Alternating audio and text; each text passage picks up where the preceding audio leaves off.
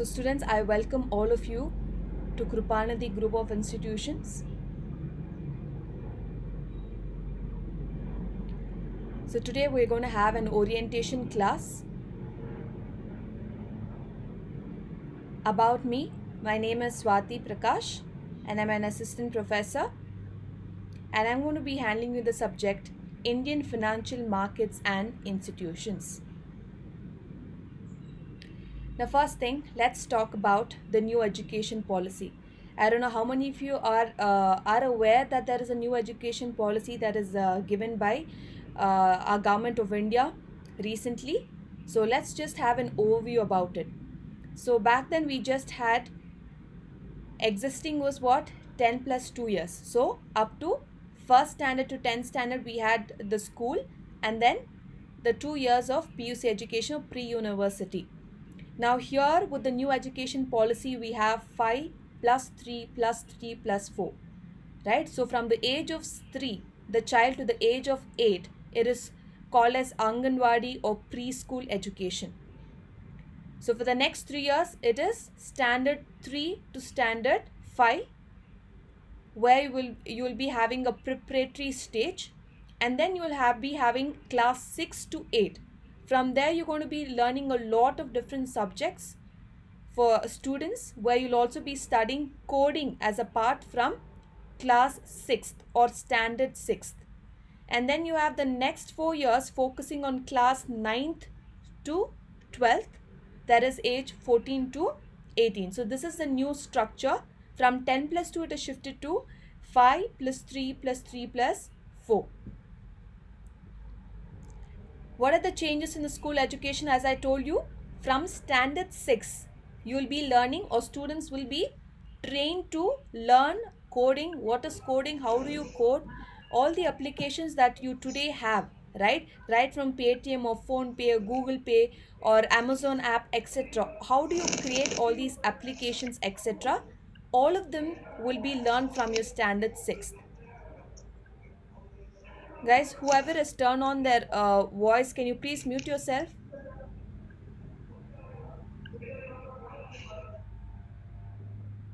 Thank you. And the medium of instruction, now usually it is English, right? In most of the schools or colleges, except around villages or rural areas. Now the government has allowed, you can be teaching, the teachers can teach the students in their own mother tongue. So respective with the state, so Karnataka they'll be teaching in Kannada, Maharashtra they'll be teaching in their respective Hindi language, etc. So the mother tongue will be the medium of instruction until 5th grade. Then, as we all know, we are all scared of our report cards, right? At the end of the academic year, right? Giving out our marks for each subject that we have scored in the exams. But here, because of the new education policy, the report cards will be a comprehensive based on skills plus capabilities. Now, let's say it can be painting, or it can be a drawing, it can be some kind of art, some kind of skill that you've learned.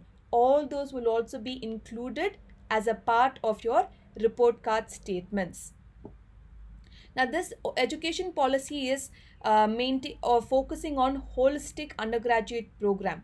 That is, when I say holistic, that word focuses on overall development, not just marks, not just exams, but various skills and capabilities are also encouraged.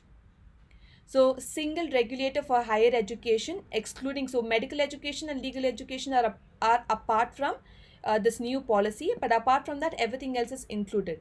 Now, MPhil is to be discontinued. If you don't know what is MPhil, it stands for Masters of Philosophy, where you'll be studying before you do your PhD, a 2 years course. But now, because of this new policy, this has been discontinued or abolished. Okay. Now, soon after your 4-year degree course, that is from the next academic year, you can directly do your research or post PhD.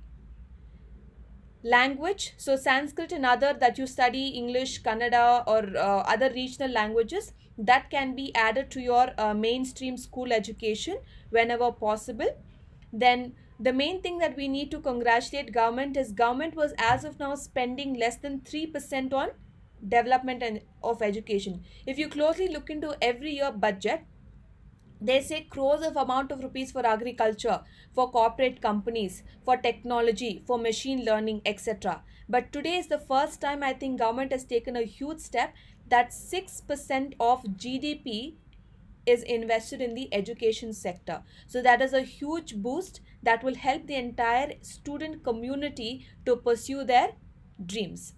And what is academic bank of credits? Now here, from the next academic year that this new education policy is going to be implemented, there you will have a 4-year degree course, not a 3-year degree course. Okay, so that soon after your 4-year degree course you can start doing your PhD if interested. Now this bank of credit means for every year that you complete degree, you will have certain certification of courses, and then maybe because of personal issues or maybe your interest has changed, you might want to study something else. Now you remember, as soon as you stepped out of your 10th standard, you only had 3 options in front of you: commerce, science, arts.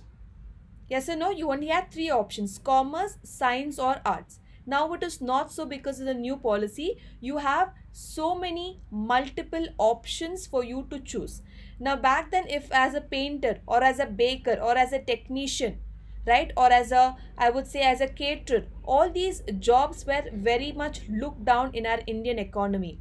But because thanks to the new education policy, even the same respect that is given to an engineer or a doctor or any other skilled jobs, the same importance is given to all the other vocational courses. As I told, vocational courses can be a painter, a technician, a plumber, a baker or a caterer, etc. So all this, when you're having a certification courses, you will, the college is going to give you credit, okay, or a grade. So 1 year you have completed and then you have dropped out for some other reason, or you have a change of interest, that credit, it will always be added to your certificates. It's not that 1 year I've discontinued, that 1 year of education I've wasted. No, that 1 year education is actually valuable. So next year when you're going to join some other course, this credits will be added to your existing course. It's not that once I've dropped out, I might have to lose my credit. No ways. Under this new policy, you can always carry forward your bank of credits.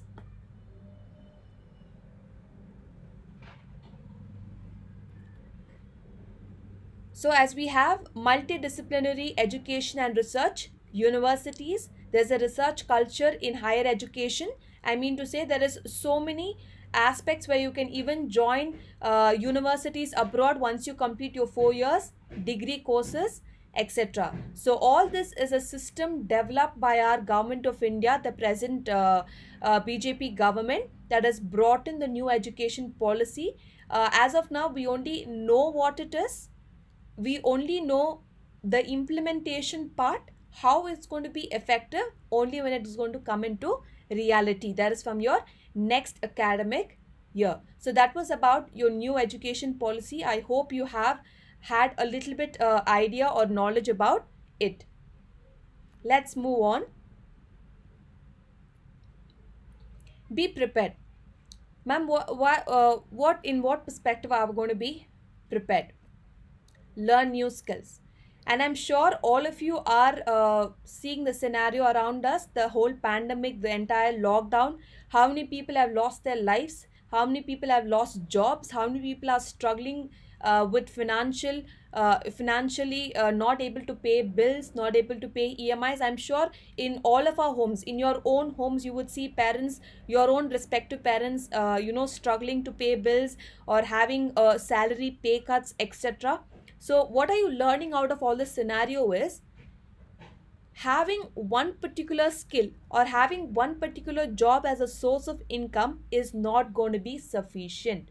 I repeat, having one particular job or one particular skill set is not going to be sufficient or able to help you prepare for the better future. So what am I supposed to do, ma'am? You're supposed to learn different kind of new skills. Okay, whatever your area of interest is, try learning. It can be coding, it can be animation, it can be content writing, it can be making YouTube videos which is educational, etc. Whatever your interests are, start learning them at this very point of first year degree. Okay, because you have ample amount of time. because your classes are going to end by 2 hours or 3 hours in a day, and that too at your comfortable zone. So I want all of you, for your own better future, to learn different set of skills. Invest time in yourself, guys. The more you invest time in yourself and learn new skills, you can not only be independent in terms of having your own source of income, but also you can help your parents or your family. I'm sure all of you have seen your parents struggle. Yes or no? Whether they don't, whether they have best clothes, they have best things or not, they will always provide for you. Yes or no? They will think about you first and then later about their own needs. So if you can learn skills and be independent instead of depending on parents to buy you things, you can start buying things for your parents, or you can start affording things for your family. So for your perspective, for your bright future, as well as to take care of your respective families, I would say, students, be prepared, learn new set of skills, and also be independent. So next slide, I'm going to play you the scope of BCom. Okay, what are the areas where you can learn after BCom? What could be your professional courses that you can take up? So it is a video of 6 minutes. I want all of you to very carefully watch that video.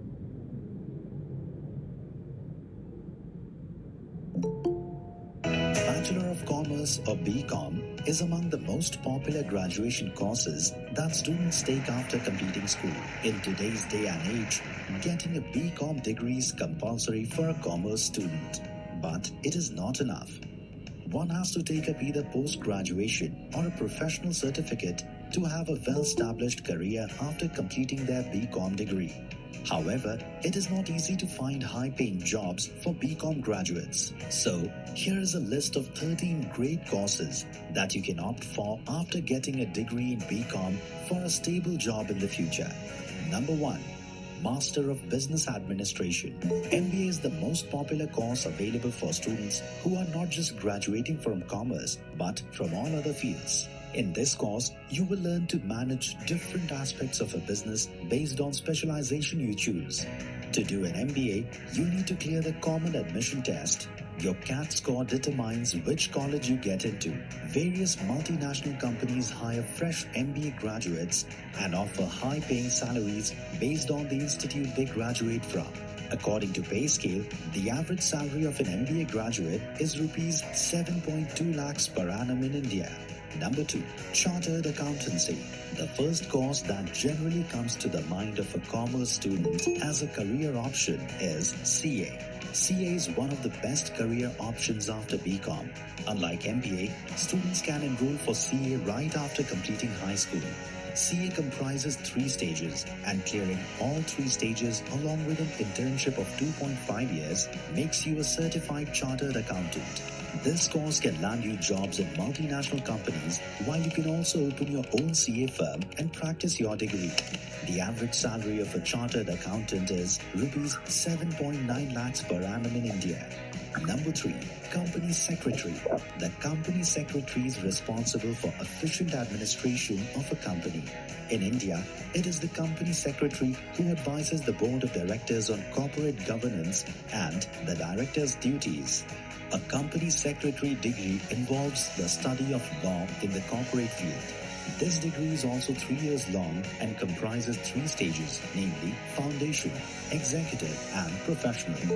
The average salary of a Company Secretary is rupees 5.8 lakhs per annum. Number 4. Master of Commerce. MCom is the master's course in commerce. This degree is 2 years long and can be obtained through any government-recognized university or college in India.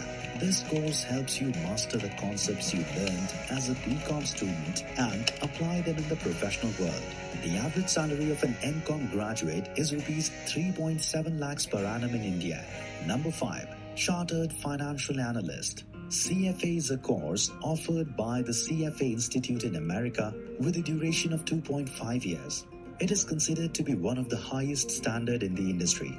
One can become a financial analyst and a statistician or a market research analyst after doing this course. The salary after doing this course can vary depending on multiple factors. The average salary of a chartered financial analyst in India is rupees 6.8 lakhs per annum. Number 6. Business Accounting and Taxation. Business Accounting and Taxation is an excellent course that a BCom graduate can opt for. This course is highly in demand. One can work as a tax consultant, corporate law assistant, or a company law assistant after doing this course.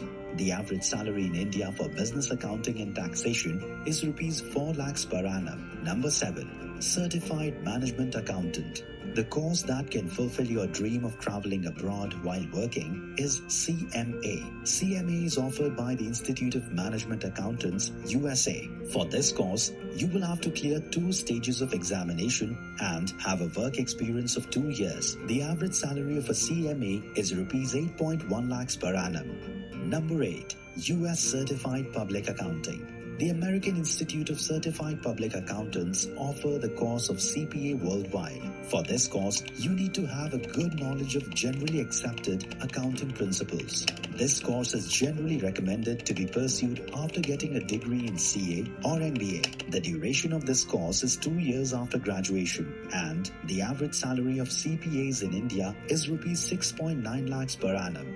Number 9. Financial Risk Management.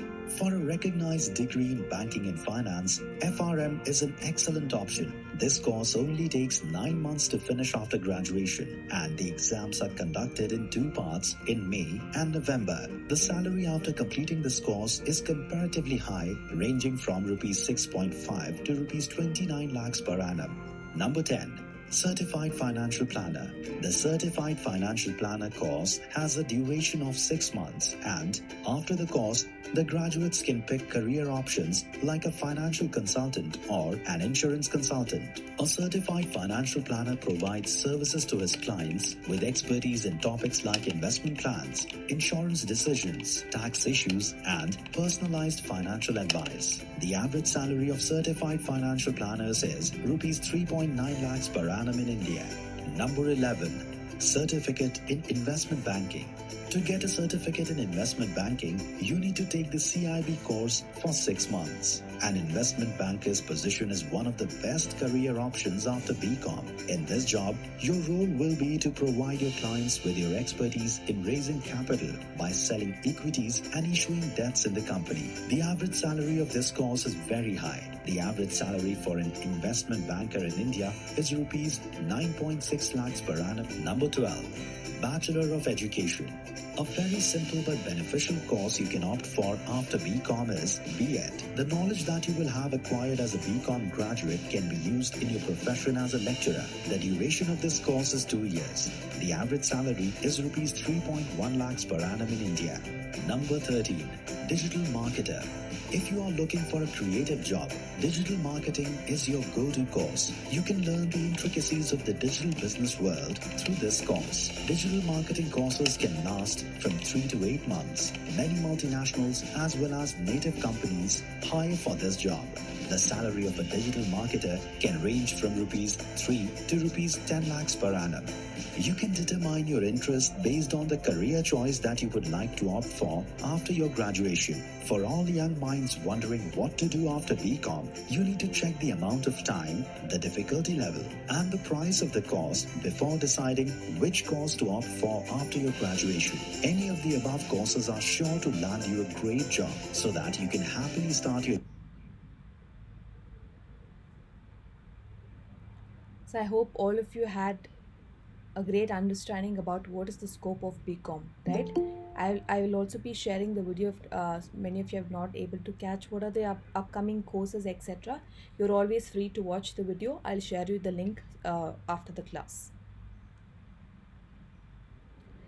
How to utilize online classes effectively, right? Now the first thing that I've given you is before starting the class, I have passed on a link on the WhatsApp group. Yes, so I want all of you to keep to start filling in those details with name, your email ID, as well as your phone number. I really appreciate the time that I've shared the link. Almost 10 people immediately have filled in the details. I really appreciate all of you. So I hope the rest of the people of your entire class would uh, enter all your details to it. Okay, so there are various modes, and now I will be using Google Meet, and after this class I'll also show you how to use Google Classroom or Google Calendar. Ma'am, you might ask me the question, why is the email needed or required, ma'am? Right, now I will show you.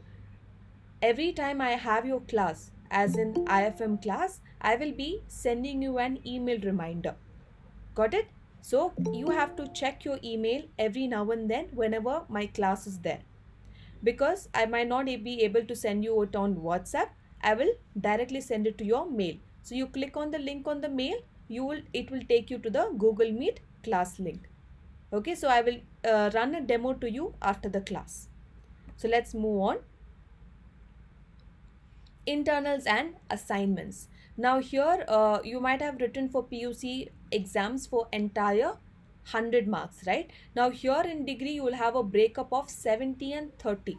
Ma'am, what is the 70 and 30? So the 70 marks you will be writing at the end of the year, or I would say at the end of the semester. So this entire degree is broken down into 3 years: degree first, second and third year, and each year individually is broken down into 2 semesters. So each year you're going to have 2 semesters. So 3 years into 2 is total you'll be writing 6 semesters. Got it? 1, 2, 3, 4, 5 and 6. 6 semesters in total.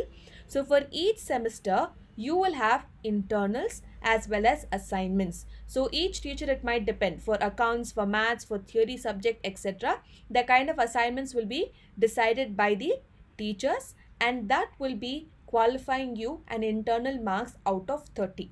So 70 marks you'll be writing at the end of the semester, that is your examination written paper.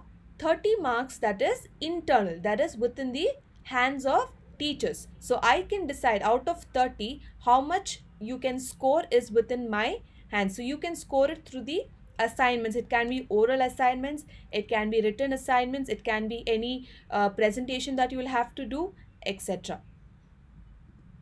Second thing is attendance. As I told, attendance is very important for this, because as long as due to this pandemic, I will be college until it reopens, you might have to continue your online classes, for which every time you log into any of the online classes, IFM or accounts or any paper, please log in with your attendance name. Okay, whatever your name you're given into the college, that name you have to put in. Otherwise later tomorrow, if you're going to use put any other nicknames or all the funny names, otherwise if you're going to put in and log in, I have no issues, you can log in that way. But tomorrow, if you're not getting hall ticket, reason being you don't have enough attendance, you cannot blame the teacher. Ma'am, I had logged in but you're not given me attendance, ma'am. You cannot question me that way. Got it? If it is your name according to the register in the college, you will be added to my attendance. If there's any nicknames, if there's any funny names, of course I will delete it.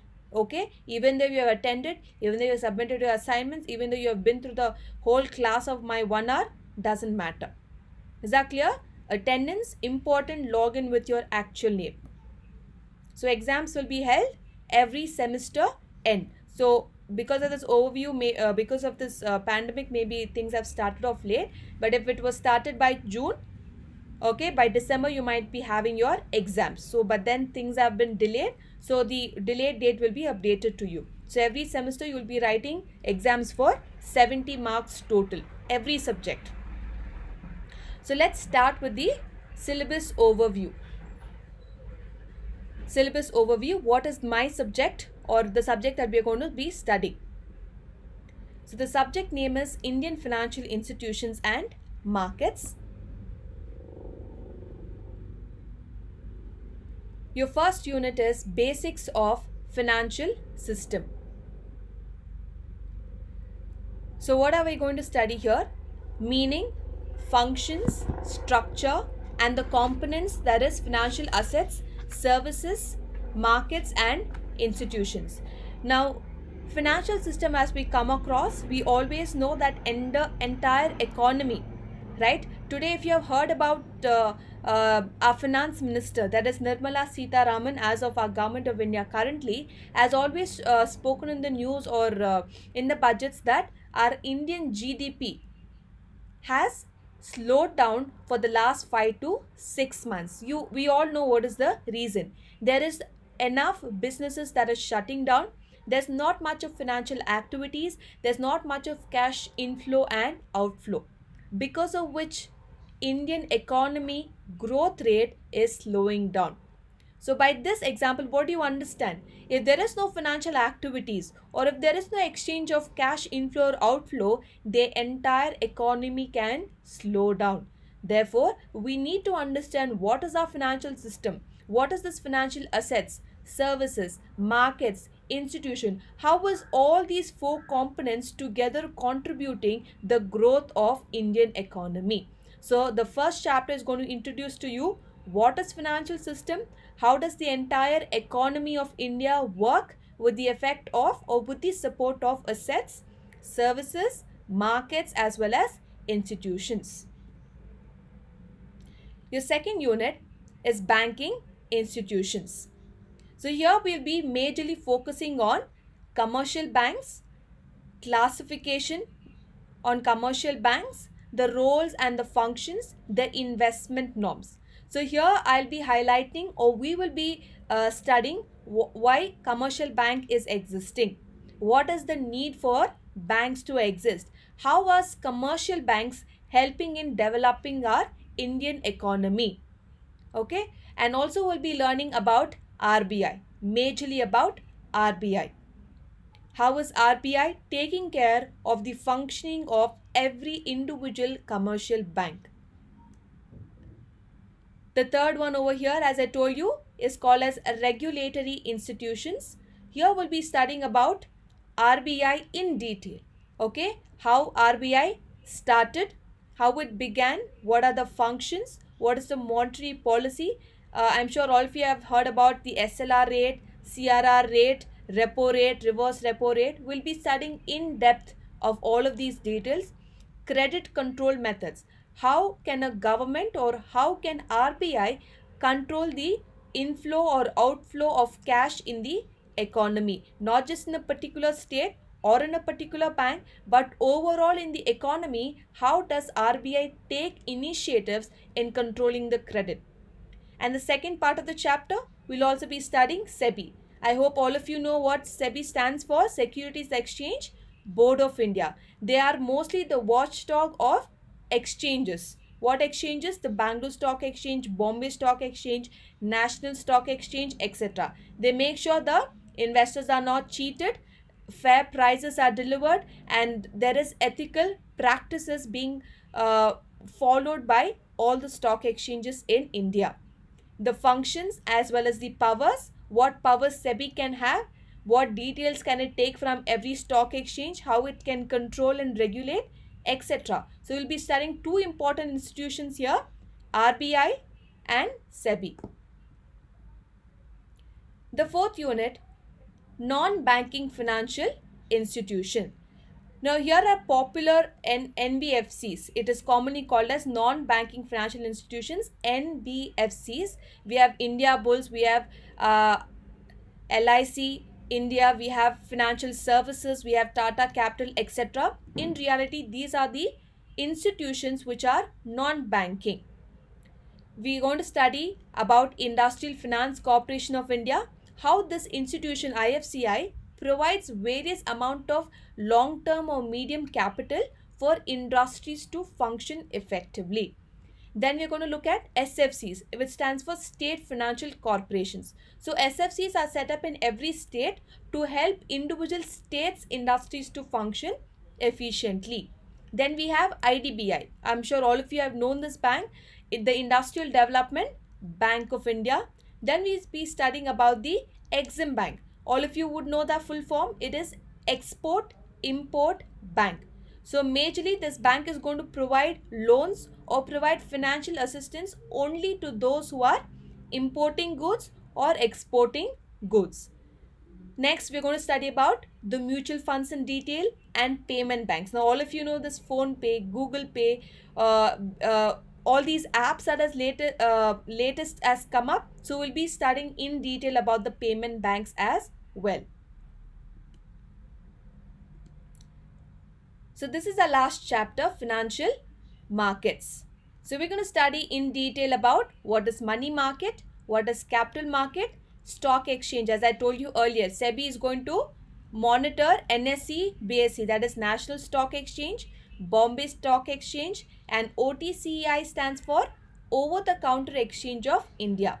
Money market, as all of us know, it is a market where investors raise working capital. Okay, that is capital required to run your day-to-day business. Secondary, it is capital markets, that is where you take capital that is required for long term or fixed capital in nature. So in detail you will be learning money market, capital market and various stock exchanges.